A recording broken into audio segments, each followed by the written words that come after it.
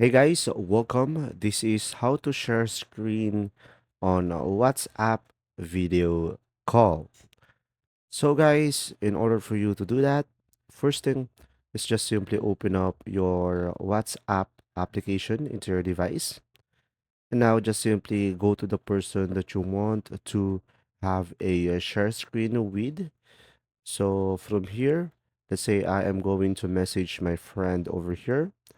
Now, in order for you to do a share screen, you have to go for a call first.